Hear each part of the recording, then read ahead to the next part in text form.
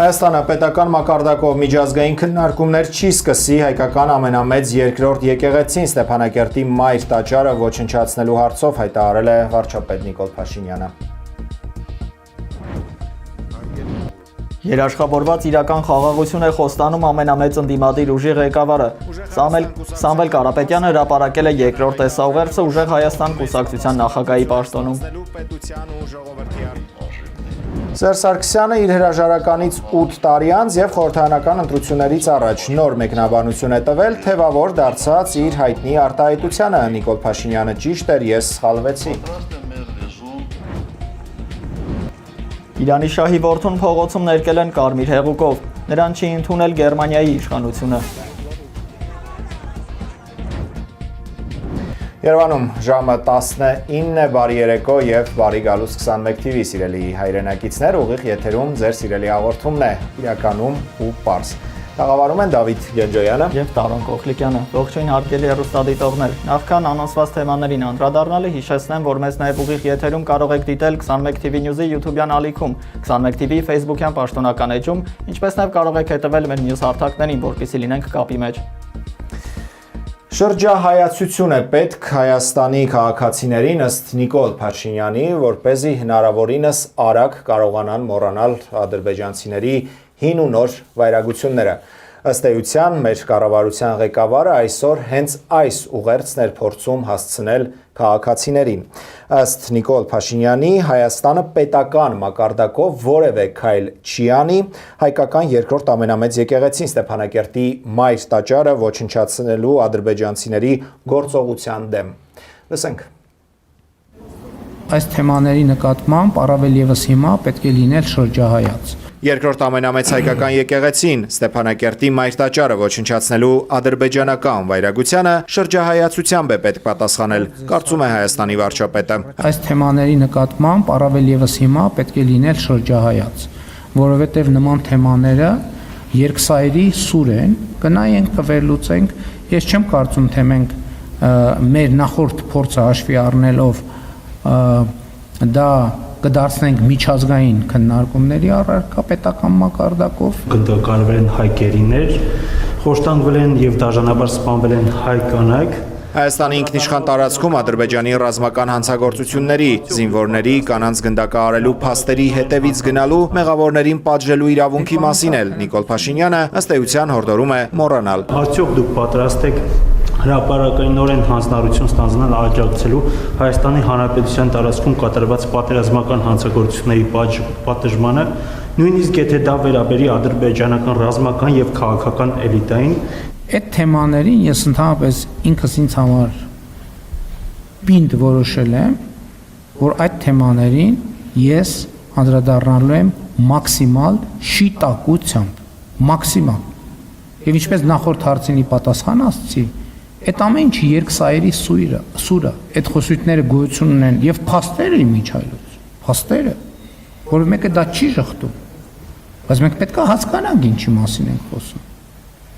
Մենք պետք է հասկանանք ինչի մասին ենք խոսում։ Եվ հենց այդ է թակարդը, որից մենք չենք կարողանում դուրս գալ։ Իմ կարծիքն այն է, որ այդ թակարդից պետք է դուրս գալ եւ մենք դուրս ենք գալիս այդ թակարդից։ Մենք մեր յուղի մեջ պետք է տապակվենք, ամեն մեկս մեր յուղի մեջ պետք է տապակվենք, բայց մենք պետք է մեր պետությունները, մեր սերունդներին ազատենք այդ հոգսից։ Մենք պետք է հարգանքով։ Ինչ։ Ուրեմն ինչքան մենք ենք մեղադրում, այդքան մեզ են մեղադրում։ Մենք պետք է հասկանանք ինչ ենք անում այդ դիրքորոշումը։ Ռազմավարական գործարքը դրա մասին է։ Ինչի ձեզ թվում է ձեր իմացած պատմությունը միակն է, էլ ուրիշ պատմություններ ուրիշ տեղերում չկա։ Ադրբեջանում անցած շաբաթ բացվել է այսպես կոչված Արևմտյան Ադրբեջանի մասին կեղծ ցուցահանդես, ճիշտ այն ժամանակ, երբ Հայաստանի վարչապետը ադրբեջանցի գործընկերոջը հրապարակային առաջարկում էր ռազմավարական գործարք կնքել ու Նիկոլ Փաշինյանի բառերով էլ չփորփրել, ով, երբ, որտեղ է ապրել։ Ինչ արձագանք ունեք Ադրբեջանից կապված ձեր ռազմավարական առաջարկի հետ։ Ինձ պետք չի արձագանք Ադրբեջանից։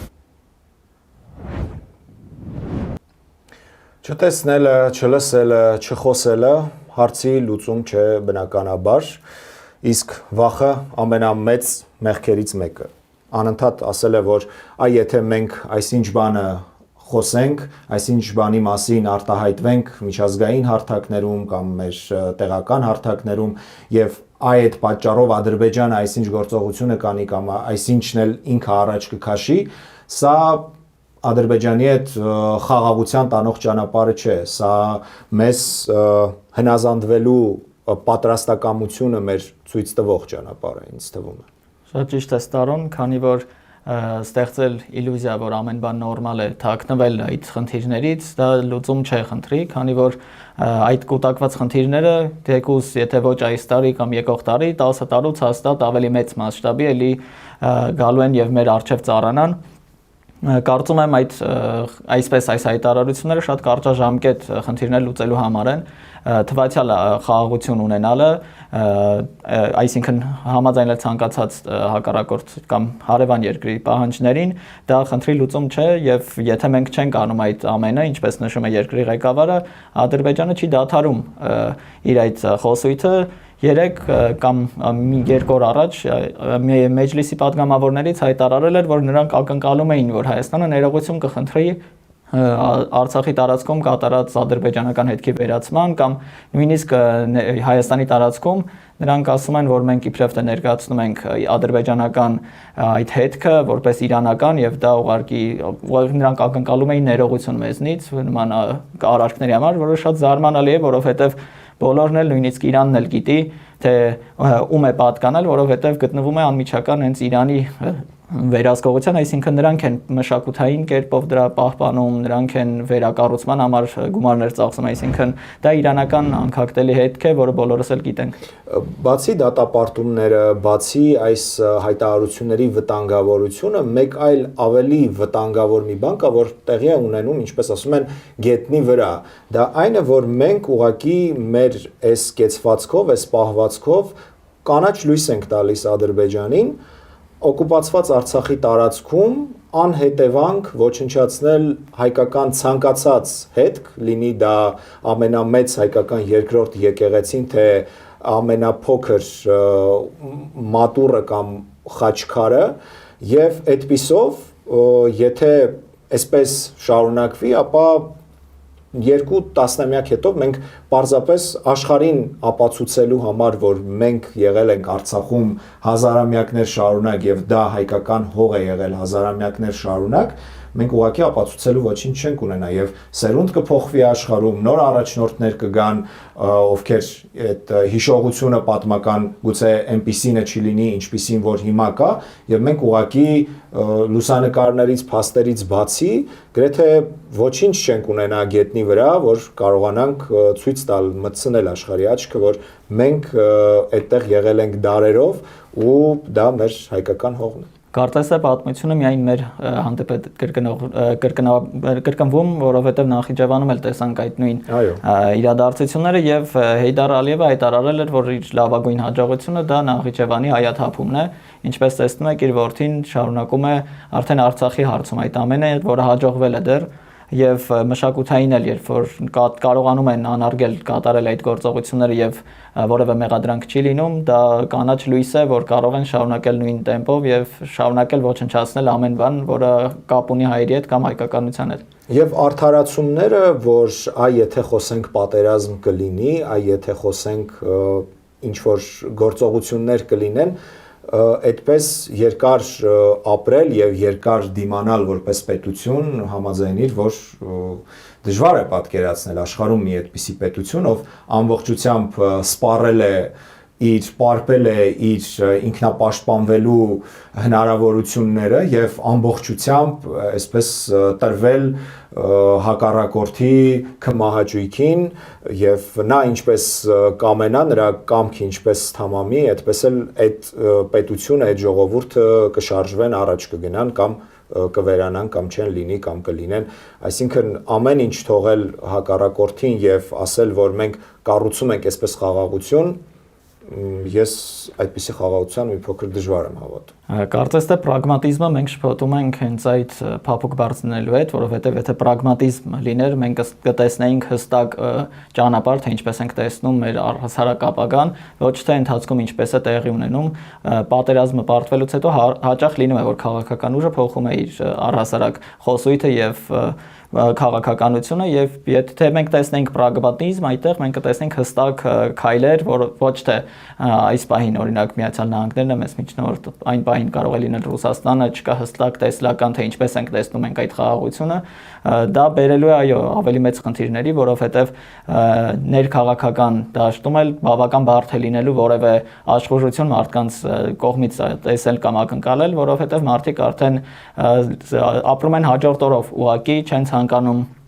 պլաններ հետագա կազմել, որովհետև իլյուզիա է ստեղծում, որ ամեն բան ինչին հավատացել են, դա իրական չի եղել եւ կորցնում են հավատը առհասարակ ապագայի եւ իրենց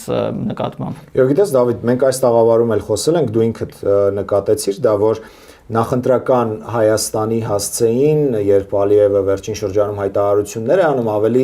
մեղմ են նրա բառապաշարում օգտագործվող բառերը եւ նա խոսում է խաղաղության մասին, որ արդեն հաստատվել է այդ խաղաղությունը, ստորագրվել է փաստաթուղթ, արդեն տեղի է ունենում ապրանքները Ադրբեջանով են գալիս Հայաստան եւ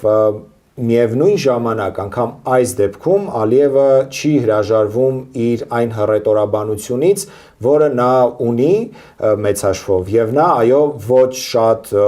կոշտ ու կոպիտ բառերով, բայց անպայման նշում է, որ ըստ էության Ադրբեջանը ամեն ինչ ստացել է եւ վերականգնել է իր այսպես կոչված պատմական արդարությունը եւ հիմա պատրաստ է շարունակել իր ընթացքը ինչ որ ձևով հարաբերություններ հաստատելով Հայաստանի հետ, բայց անպայման այդ հարաբերությունները պետք է լինեն իր նախապայմանների բավարարմամբ եւ դրա վառապացույցն է մինչեւ այս պահը չստորագրվող խաղաղության պայմանագիրը, որովհետեւ Ադրբեջանը ունի նախապայման նոր մայր օրենքի ընդունում Հայաստանում, որը պետք է լինի առանց անկախության հռչակագրի, որտեղ կա նշում Արցախի Լեռնային Ղարաբաղի Հանրապետության մասին։ Ներկայիս ղեկավարությունը չի թաքցնում, որ պատրաստվում է այդ ամենը փոփոխել, կարծում եմ դեռ Ալիևը կարող է դիմել այդ քայլին եւ կնքել նախքան ընտրությունները, որովհետեւ ինչպես տեսնում ենք, շատ արագ է ամեն բան զարգանում։ Նրանք բնական է ուժի դիրքերից են խոսում եւ չեն էլ դադարելու իրենց այդ քաղաքականությունը եւ թեկուզ եւ դիտարկենք, եթե սահմանները բացվեն, սկսենք իրար հետ փորձել հարևանություն անել, իրենց մոտ այդ խոսույթը բավական ժամանակ հակահայկական շարունակվել է եւ ուղղակի մարդկային շփումները բավական բարդ է ստացվելու։ Երրորդ երկրում հնարավոր է դա, որովհետեւ դու գտնվում ես ուրիշ երկրում, ուրիշ օրենքների ներքո եւ այդտեղի մարդիկ էլ չեն այլ երկրում են ապրում, այլ բարքերի տեր են եւ այստեղ դժվար է այդ ամենը պատկերացնել, որովհետեւ Թուրքիայի հետ մեր խնդիրը 100 տարուց ավել է, բայց մենք մինչեւ հիմա ոչ թուրքերն են ազատորեն շատ կարողանում գալ, վերջերս են միայն կարողացել, ոչ էլ մենք ենք այդպես շատ ցանկությամբ գնում այնտեղ, այսինքն բավական բարդ է այդ կոմպլեքսը հաղթահարելը։ Եվ այս թեման ամփոփելով ես ուզում եմ նշել, որ Նիկոլ Փաշինյանի այսօրվա հայտարարությունները կարծես եւս մեկ անգամ հաստատում են այն, ինչը շատ ասվում է նրա հատկապես ընդդիմախոսների կողմից, որ մեզ պետք են նոր բանակցողների նոր թիմ է պետք Հայաստանին, որովհետև պատերազմում պարտված ղեկավարությունը չի կարող հաղթած կողմի հետ հավասարը հավասարին խոսել եւ գոնե պահել այն, ինչ որ դեռ ունենք։ Այո, բնական է, որովհետև առհասարակ պատմության մեջ այդպես է, չի մնում այդ ուժը բավական երկար, բայց ինչպես մեզ մոտ տեսնում ենք, այն պահպանվում է, որովհետև առհասարակ քաղաքական դաշտը մեր մոտ բավական պարակտված է եւ հասարակությունն էլ ցանկություն չունի տեսնել անընդհատ նույն ուժերին, որովհետև գրեթե 90-ականներից մինչ այսօր շատ քիչ նոր դեմքեր են հայտնվել քաղաքականության մեջ եւ դա բավական հոգնեցնող է եւ չեզոք մարդը չի ցանկանում անընդհատ նույն դեմքերին տեսնել, որովհետև կարծես թե արդյունքը նույնն է լինում եւ այո, մենք կարիք ունենք կարծես թե թարմության, որովհետև ամեն բան գնում է այն ուղղությամբ, որ կարծես թե այլ ելք ակնկալել չի կարող լինել, այսինքն ավելի դրականը ակնկալել բարդ է։ Ասենք առաջ։ Հայաստանին արժանապատիվ խաղաղություն է խոստանում ազգային բարերար Ուժեղ Հայաստան կուսակցության նախագահ Սամվել Կարապետյանը այսօր երկրորդ տեսաուղերձն է հրապարակել տնային կալանքում գտնվող ազգային բարերարը նա իր քաղաքական ուժի անդամների հետ հանդիպման ժամանակ խոսել է Արցախի մասին, անվանել այն մեր երկրորդ հայրենիք, որ կորցրինք, ասել, որ Հայաստանի համար սրընթաց զարգացում է ապահովելու, առաջարկում եմ նրա խոսքից մի հատված լսենք հիմա։ Հարգելի ժողովուրդ, շատ շուտով մենք մեծ պատասխանատվություն ենք վերցնելու մեզ վրա։ Մենք պետք է միասին ապահովենք մեր երկրի սրընթաց զարգացումը, բայց նախքան քննարկելը զարգացման process-ները, ես ուզում եմ այսօր ֆիքսենք ինչ ենք մենք ժառանգում նախորդ ապիկար իշխանությունից։ Ժառանգում ենք կորսված երկրորդ հայրենիք։ Հայաստանի ինքնիշխան տարածքում օկուպացված տարածքներ Ադրբեջանի կողմից։ Արյունալի պատերազմի հետևանքով մի քանի անգամ մեծացրած եռաբլուր։ Մեր հիմնական դաշնակիցների հետ շանտաժի լեզվով խոսելու հետևանքով բացարձակ կորցրել ենք վստահությունը դաշնակիցների կողմից։ Հայաստանը դարձրել են աշխարհաքաղաքական բախման կենտրոն։ Մեր լավագույն հայրենակիցները այսօր գտնվում են Բաքվի բանտում։ Տնտեսության մասով ամբողջությամբ տապալված տնտեսություն։ 21% աղքատություն, վարկերի տակ ճռռացող հասարակություն, 15 միլիարդին մոտեցող պետական պարտք, սփյուռքի ներուժի ոչնչացում Հայաստանի տնտեսական դաշտում, իրավապահ մարմինների բռնությունների շնորհիվ ներքին ներդրողների բացարձակ անտարբերություն։ Իսկ ինչ ենք անելու մենք ապահովելու համար սրընթաց զարգացում։ Առաջին հերթին 24 ժամյա աշխատանք ունենալու ենք միասնական եւ ուժեղ հասարակություն։ Վերականգնելու ենք եկեղեցու տեղն ու դերը մեր հասարակության կյանքում։ Արտարությունը, արտարադատությունը, մարտասիրությունը գերակա է լինելու մեր կյանքում։ Եվ ինչպես խոստացել էինք, ունենալու ենք երաշխավորված ռեալ խաղաղություն։ Շատ կարճ ժամանակում Հայաստանի ամենամեծ ընդդիմադիր ուժը դարձած Ուժեղ Հայաստան կուսակցության նախագահի այս ուղերձը Նիկոլ Փաշինյանի այսօրվա հայտարարությունների ֆոնին, եթե դիտարկենք, կոնտրաստ հակադրությունը զգացվում է եւ արդյոք քաղաքացիները հասկանում են, թե այս ուժը ինչ է իրենց առաջարկում։ Շատ դրամաբանական հարցեր է բարձրացվում, որովհետև նշված կետերում կան շատ կարևոր եւ բեկումնային կետեր, որը շատ անհրաժեշտ էր հենց առաջին իսկ օրվանից, օրինակ հայի զինվորի եւ սպայի դերը մեծացնելը, բարձրացնելը, որովհետև նույնիսկ երկրները պարտվելուց հետո փոխում են ամբողջովին համազգեստը, նույնիսկ քայլված կար հասարակ ամեն ինչ փոխում են, որպեսզի դա չասոցացվի պարտության հետ եւ մեզ մոտ ենք դա։ Բայց դեռ չենք հասել այդ կետին, նոր դեռ հրապարակվել է եւ չկա որպես այդպիսի նոր հագուստ կամ զինտեխնիկա, դեռ խոսույթի մակարդակ է եւ նոր այսինքն կտեսնենք նոր ինչ տեխնիկա է եղել, այսինքն դա պետք է լիներ հենց առաջին իսկ տարում կամ երկրորդ տարում, որ միանգամից փոփոխությունը լիներ, վերարժեքավորում լիներ, որ երկիրը այդ ճգնաժամից փորձեր շուտ դուրս գալ, իսկ մենք շատ կարճաժամկետ խնդիրներով ենք փորձում դա անել, ինչ որ բացասական օրերից անմիջապես հետո ինչ որ համերգներ են կազմակերպում կամ ինչ որ այդպիսի շեղող բաներ, որոնք իրականում ոչ թե դուրս են բերում այդ էմոցիոնալ վատ վիճակից, այլ ուղղակի ժամանակի ընթացքում նսեմացնում են այն ցավը, որը ունեցել ես, այսինքն դա արժեք չի ունենում, ինչպես պետք է ունենար։ Եվ Կարապետյանի ներողություն քաղաքական ուժը կարծես թե համակարգային լուծումներ է առաջարկում այն խնդիրներին, որոնց մասին իրենք էլ խոսում են, մասնավորապես մենք գիտենք, որ նրանք տնտեսական ծրագրից ներկայացրել են նաև անվտանգային ծրագրեր եւ հիմնական 6 կետերով, օրինակ նրանք առաջարկում են խելացի սահմաններ, որը ենթադրում է սահմանագծի ամբողջ երկայնքով արհեստական բանականության իման վրա սենսորային ցանցերի եւ ինքնավար հարվածային միջոցների տեղակայում, ինչը ի դեպ մենք հիմա կարող ենք տեսնել գործողության մեջ ուկրաինական պատերազմում, մենք գիտենք, որ այնտեղ վերջերս ռոբոտների շնորհիվ կարողացան դիրք գրավել, դրանից առաջ ռոբոտ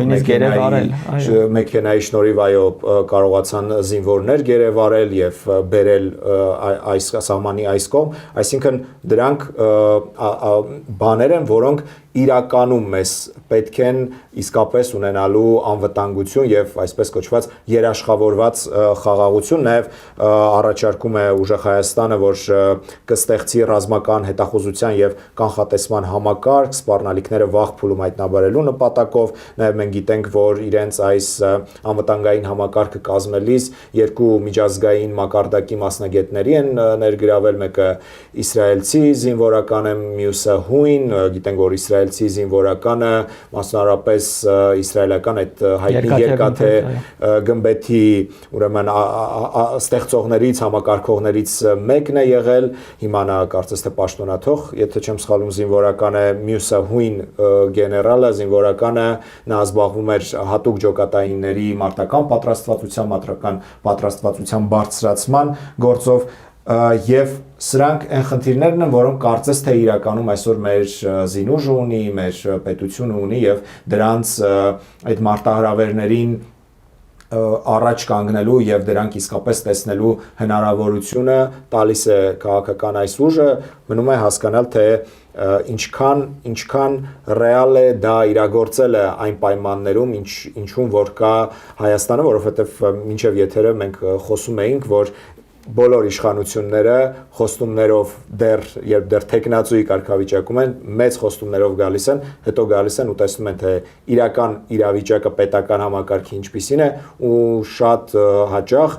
օբյեկտիվ կամ սուբյեկտիվ պատճառով հայտարարում են, որ այս բարեփոխումը չստացվեց, որովհետև իրականությունը այսպիսին էր, ինչի մասին մենք մինչև իշխանության գալը տեղյակ չէինք եւ այլն,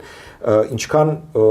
հնարավորություն ունեի նոր իշխանությունը Հայաստանի իրականացնելու այն ծրագրերը, որոնք նախատեսել են։ Միանշանակ բավական բարդ է լինելու, որովհետև դեռ պարզ չէ առհասարակ ինչ իրավիճակում է իրականում Հայաստանը գտնվում եւ պետք է փորձեն թե տարածաշրջանային երկրների հետ փորձել վերականգնել իրենց համագործակցությունը, հենց մեկը մեր հարևան Իրանի, որի հետ բավական կարծես թե սրվում է հարաբերություններ, որովհետև բավականաչափ աջակցություն թե դիվանագիտորեն թե առհասարակ չենք ցուցաբերում, ինչպես իրենք էին ցուցաբերում եւ տեսնում եմ արդեն բացահայտ նրանք այդ մասին խոսում են եւ մեզ համեմատում են արաբական մի շարք երկրների հետ, որտեղ այսպես ոչ այս կողմ, ոչ այն կողմ քաղաքականությամբ են լարախաղացի տրամաբանությամբ։ Կարևոր է գիտակցել, որ տարածաշրջանում ենք մենք գտնվում, ինչ մշակույթի, ինչ ենթամշակույթի գրողներ ենք, առհասարակ վերադառնանք մեր վերջի վերջո քրիստոնեական եւ մեր ունեցած արժեքներին եւ փորձենք դեպի դա շարժվել, որովհետեւ ամեն ինչ փորձել մոռանալ եւ սկսել զրոյական կետից բավական սխալ որոշում է, մանավանդ այսպիսի բարդ պայմաններում գտնվելով։ Եվ հույս ունենանք, որ առաջիկայում մենք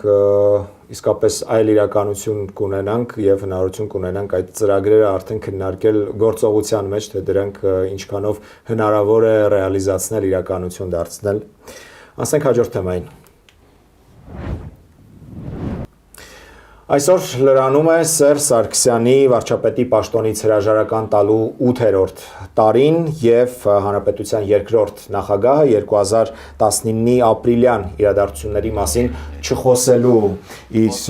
պայմանական ասած ուխտը հերթական անգամ խախտել է ու հոդված հրապարակել, թե ինչ նկատի ուներ, երբ ասում էր Նիկոլ Փաշինյանը ճիշտ էր, ինքը սխալ։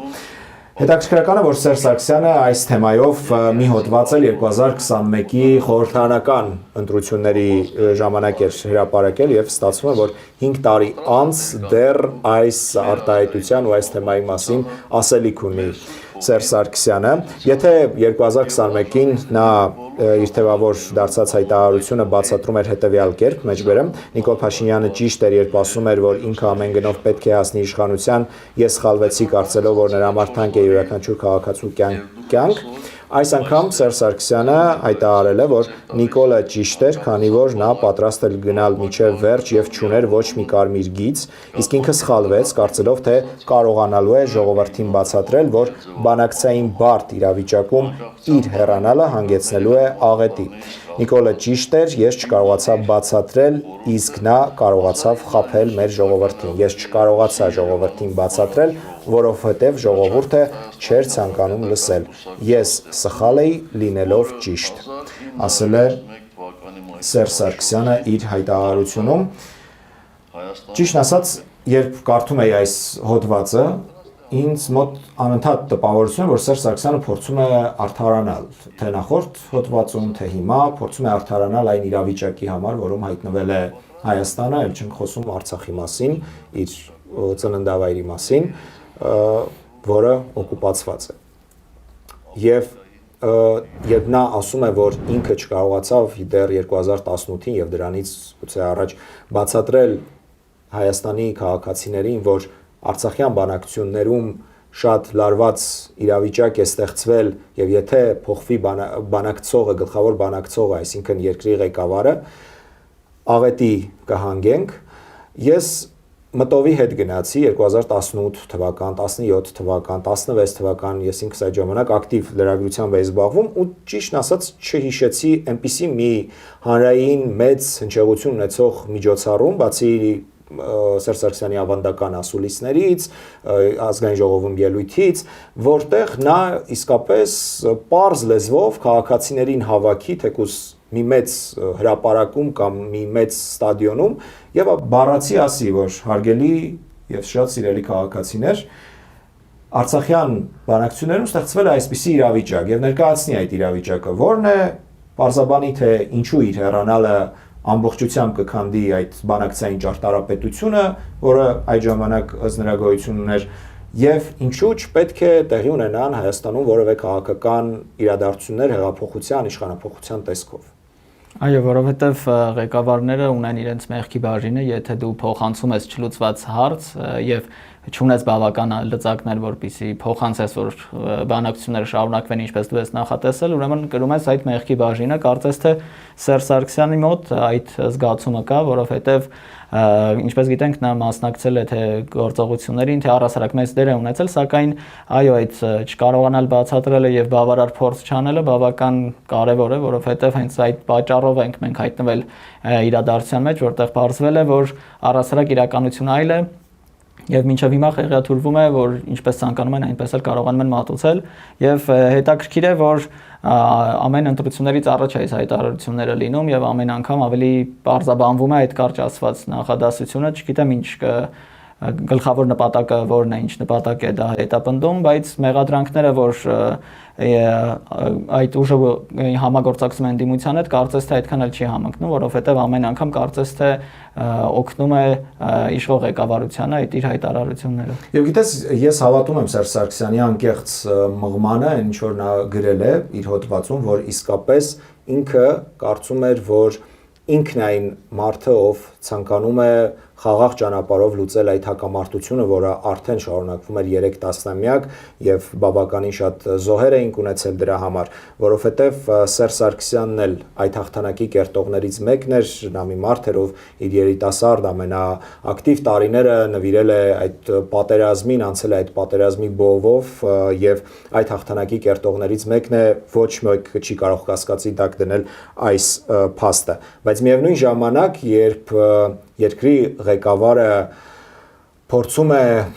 իր գործողությունները արդարացնել տարբեր հանգամանքներով, օրինակ նրան երբ հարցնում են, թե ինչու 2018-ին, երբ փոքր խմբով Նիկոլ Փաշինյանը գրավեց ռադիոտունը, պետական կառույց, ինչու դրան չհետևեցին կոնկրետ իրավական գործողություններ, մասնավորապես ազատազրկում եւ այլն, նա պատճառաբանում է, որ դրան կարող էին հետևել ավելի մեծ բողոքի զանգվածային ցույցեր եւ այլն, բայց ակնհայտ է, որ այդ ժամանակ, երբ նրան գրավում էին ռադիոտունը, այն մեծ աջակցությունը չունեին, ինչ որ ունեցան ռադիոտունը գրավելուց հետո, ապա ապրիլի 22-ին, 23-ին, 24-ին, 25-ին եւ այդպես մինչեւ այն պահը, երբ Նիկոլ Փաշինյանը վերջապես ընտրվեց Հայաստանի վարչապետ։ Այսինքն ես միևնույնն է կարծում եմ, որ եթե երկրի ղեկավարը գիտի, որ ամեն ինչ շատ վատ է գնալու, եթե լրիվ այլ թիմ գա երկրի ղեկին կանգնելու, ապա պետք է այնպիսի գործողություններ պլանավորի, որոնք չեն բերելու եւ չեն հասցնելու այդ աղետին, ինչ որ տեղի ունեցավ հետո։ Եվ այդ պատճառով հաշվի առնելով նաեւ Սերժ Սարգսյանի հրաշալի շախմատիст լինելու փաստը, ես կարծում եմ, որ նա հավանաբար պետք է այլ քայլեր աներ, որպեսզի մենք ավելի ուրիշ տեսակ իրավիճակում հայտնվեինք, եթե անգամ նա պետք է հրաժարական տար եւ երկրում պետք է տեղի ունենային ղեկավարի փոփոխություններ, դրանք չպետք է լինեին այդքան կտրուկ եւ լրիվ հակառակ այն իրականությանը, որում մենք ապրում էինք մինչեւ 2018 թվականի մայիսի 8-ը։ Այո, որովհետեւ եթե նա կարծես թե հայտարարել էր, որ բանակցողը եթե փոխվի, պատերազմ կլինի, սակայն նա հայտարարել էր նաև, որ ինչ որ հասել է ինչ որ կետի, որ հնարավոր չէ բեկել, այսինքն պատերազմը անխուսափելի էր, բավական հակասական է, որովհետև ցանկացած ուժ կարող է մեկնաբանել այնպես, ինչպես նա ցանկանում է այդ արտահայտությունները եւ ես որ հիշում եմ այդ ժամանակները, ճիշտ է, ես ծառայության մեջ էի այդ ժամանակ, կարծես թե այդ ժամանակ էլ հասունացել էր այդ պահը, որ փոփոխություն է պետք երկրում, իսկ լինելով լավ ղեկավար ցանկալի կլիներ, որ ավելի սահուն լինի այդ ամենը, ոչ թե կտրուկ, որ խնդիրներ չառաջանան, նույնն էլ հիմա եթե լինի այդ փոփոխությունը ցանկալի է դա լինի սահուն եւ հանգիստ կերպով եւ նոր ինչ որ խնդիրներ ցանկալի չի, որ երկրի ներսում լինի։ Առաջիկայում ընտրություններն, եթե երկրում տեղի ունեցավ իշխանափոխություն, դա ուրեմն պետք է տեղի ունենա ընտրությունների միջոցով։ Իդեպ ընտրությունների մասին տեղեկություն, որը քիչ առաջ հրապարակել է կենտրոնական ընտրական հանձնաժողովը, մասնավորապես արդեն հայտնի է, որ 19 քաղաքական ուժ առաջադրվել է մասնակցելու խորհրդարանական ընտրություններին, 17 կուսակցություն եւ 2 դաշինք, նրանք բոլորը մինչև այսօր ժամը 18:00-ն կենտրոնական ընտրական հանձնաժողով է ներկայացրել իրենց փաստաթղթերը եւ հանձնաժողովը վաղվանից մինչեւ մայիսի 3-ը ուսումնասիրելու է քաղաքական ուժերի ներկայացրած փաստաթղթերը եւ ըստ էության մայիսի 3-ին 4-ին մենք արդեն կիմանանք թե կոնկրետ քանի ուժ է սկսում ընտրապայքարը մայիսի 8-ից։ Եվ մեր հաջորդ թեման Բերլինում կայացած ասուլիսից հետո Իրանի վտարանդի շահի որդին Ռեզա Փահլավիի վրա անհայտ անձիկ լցրել են կարմիր հեղուկ, կարծես թե նա այցելել էր Գերմանիա, որպեսզի ստանար լեգիտիմություն եւ քննարկել Իրանի իշխանության ոչ լեգիտիմ լինելը, սակայն Գերմանիայի ղեկավարությունը նրան պաշտոնապես հրաժարվել է ընդունել եւ նրան ընդունել է քրիստոնեա-դեմոկրատ միության падգամավորները։ Այդ ասուլիսից հետո, ինչպես տեսնում եք, կամավոր այսինքն ինչ-որ անձիկ, որոնք ուղղակի անհայտ անձիկ հայտնվել են եւ կարծես թե հայտնվեց տեղեկություն, որ տոմատի հյութ է եղել այդ հեղուկը։ Արնագույն։ Այո, կարևոր էր այս փաստը, որովհետեւ իրանական մամուլում այդ հայտարարում է, որովհետեւ Ռեզա Փահլավին հայտարարել էր, որ նա սպասում է ԱՄՆ-ի հարվածներին, Իսրայելին շնորհակալություն էր հայտնել այդ հարվածների համար Իրանի տարածքին եւ նա ինչպես հայտարարում է, որ նա լեգիտիմ կարող է լինել այլընտրանքային ուժ, դա չի համապատասխանում իրականությանը, որովհետև նա գտնվում է Սփյուռքում, նա չի գտնվում Իրանում շատ քիչ են իրեն աջակցում, որովհետև եթե սկզբում թեկուզ աջակցում էին, նրանք բախվեցին իրականությանը եւ հասկացան, որ թշնամին, երբ որ հրթիռակոծում է մանկապարտեզներ, դպրոցներ կամ հիվանդանոցներ, չի կարող նրանց կողմից լինել եւ հետաքրքիր էր, որ մի ցույցի ժամանակ այնտեղ մի իրանցի բողոքում էր, որ ավելի շատ Իսրայելի եւ Միացյալ Նահանգների դրոշներ են, քան Իրանի եւ հասկանալի չէ ինչպես է պատրաստվում Փահլավին վերադառնալ Իրան եւ կարողանալ վերցնել իշխանությունը։ Շատ հետաքրքիր էր, որ պատերազմից առաջ եւ երբ Իրանում ներքաղաքական խժդժություններ էին, մեծ ցույցեր էին, այդ ժամանակ նա հայտնվեց, սկսեց կոչեր անել, դիմեց Միացյալ Նահանգներին, որ անպայման միջամտություն, հիշում եմ այդ նրա օգտագործած եզրույթը, օգնություն ուղարկի Իրանի ժողովրդին, երբ հետո դա ամբողջությամբ մարվեց այդ բողոքի ցույցերը եւ սկսվեցին սկսեցին պատերազմական գործողությունները, առաջին 2 օրը նորից նա ինչ որտեղ սա ուղերձներ հրապարակեց ու լրիվ անհետացավ մեդիա հարթակներից, նրան ոչ ոք այլևս չէր տեսնում, որևէ ուղերձ չկար, ընդհատակում էր եւ հանկարծ այսօր իմանում ենք, որ նա Բերլինում է ու մասնակցում է ինչ-որ քննարկման, ինչ-որ կուսակցության հետ, որը կարծես թե անգամ իշխող ուժը չի։ Ոչ իշխող ուժը չի, որովհետեւ բավական բարդ է նման ղեկավարին ընդունել, որովհետեւ նա կորցրեց այն պահը, որը կարող էր նա օգտագործել եւ նրա անկում եղավ նրա, այսինքն համախոհների, երբ որ նրանք տեսան, որ նա աջակցում է Միացյալ Նահանգների եւ Իսրայելի հրթիռակոծությունները, իսկ այնտեղ մարդիկ էին մահանում, բավական բարդ է այդ պարագայում աջակցել եւ նույնիսկ ռուս բլոգերները կարողացել էին ծաղրել նրան, կապի էին դուրս եկել, հայտարարել էին, որ Գերմանիայի ինչ-որ պաշտոնյաներ էին, նա գրեթե 30 րոպե ինտերվյու էր տվել նրանց եւ վերջում հասկացել են, որ ուղղակի բլոգերներ են եւ ուղղակի ինչ-որ հոլովակի համար է, այսինքն նրա վարկանիշը բավական ընկել է եւ դժվար է պատկերացնել, որ նա կարող է համախմբել իրանական այդ Դավիթ, իսկ ինչ նորություններ կան Հորմուզի նեղուցից, ինչ իրավիճակ է այնտեղ։ Հայտարարվեց Միացյալ Նահանգների կողմից, որ կարողացել են արգրավել իրանական նավթակիրներ, սակայն ավելի վաղ Իրանը հայտարարել էր, որ նա առաջին անգամ գանձել է այդ նավերից գումար եւ կենտրոնական բանկը հաստատեց հայտարարությունները, որ ձախողվել են հանդիպումները կարծես թե այդքան էլ իրական չեն, ինչպես տեսանք կար հոլովակ, որ պատրաստվում է Պակիստանում ԱՄՆ ինչ որ այցին կարևոր պաշտոնյաների եւ վարկած կար, որ հնարավոր է նույնիսկ Թրամփի այցելությանն են պատրաստվում, որովհետեւ շատ լուրջ տեխնիկա էր հայտնվել, ավելի ուշ հայտնվեց տեղեկություն, որ ԱՄՆ-ն արգրավել է Հնդկական օվկիանոսում իրանական նավթ տեղափոխող նավը եւ ամբողջովին վերցրել է իրեն եւ դա բավական սրում է իրավիճակը, որովհետեւ տեսնում ենք, որ երկու կողմն էլ չի ցանկանում զիջել իր դիրքերը բավական հետաքրքիր է, որովհետև Իրանը սկսել է ցուցադրել իր ռազմական տեխնիկաները եւ հայտարարել, որ պատրաստ է ցանկացած բախման, իսկ Միացյալ Նահանգներից հայտարարությունները էլի հնչում են մերթ մեկ դեպի ավելի դրական, մերթ ավելի ռազմատենչ եւ ինչպես տեսնում եք իրանական կողմը ցուցադրում է իր հայտնի անօթաչու թռչող սարքերը, նրանք երեխաների խնդրանքով ներկում են տարբեր գույների եւ պատրաստ են պաշտպանության, ինչպես նրանք են հայտարարում, սակայն հուսանք, որ կլինի վերջի վերջո այդ բանակցությունները եւ խաղաղ հանգուցալուծում կարող են։ Կա արդեն որևէ նախադրյալ, որ իրանական կողմը կգնա այս անգամ Իսլամաբադ։ Իրանական կողմը բազմիցս հայտարարել է, որ հստակ նրանք նշել են, որ կետերն են նրանց համար կարմիր գիծ եւ չեն ցանկանա քննարկել եւ Միացյալ Նահանգները կարծես թե այդքան էլ համաձայն չէ, դա Լիբանանի հարցն է, թե դա միջուկային ծրագիրն է, դա հրթիռային ծրագիրն է եւ Հորմուզի նեղուցը, ինչպես տեսանք Իրանը որպես բարի կամքի դրսևորում, ինչպես Պակիստանը հայտարարեց, բացել էր Հորմուզի նեղուցը, սակայն Միացյալ Նահանգները չէր ցանկացել բացել այդ մյուս փակված իրանական նավահանգիստը։ Այո, եւ դա էր գլխավոր կետերից եւ Լիբանանում շարունակվող կռիվները, որ հարվածներ էր հասցվում նույնիսկ զինադադարից հետո, կարծես թե Իրանը այդ կետերն է գլխավոր առաջնահերթություն համարում բանակցությունների համար եւ ինչպես տեսնում ենք Պակիստանում այդ շարժը թե ամերիկյան բազաներում թե օդանավակայաններում կարծես թե պատրաստություն է տեղի ունենում եւ հնարավոր է, որովհետեւ Պակիստանի այդ պաշտպանության նախարարը անմիջապես այդ առաջին հանդիպումից հետո այցելել էր Իրան եւ համաձայնեցրել էին կետերը, որը կարող է բերել այն կետին, որ լինի համաձայնություն։ Եվ այս թեմայի շուրջ մի կարևոր տեղեկություն ըստիս, որ իսկապես հետաքրքիր է, երեք Տրամպը հայտարարում էր, որ Իրանը Հորմուզի նեղուցի փակելու պատճառով օրական կրում է $500 միլիոն վնաս,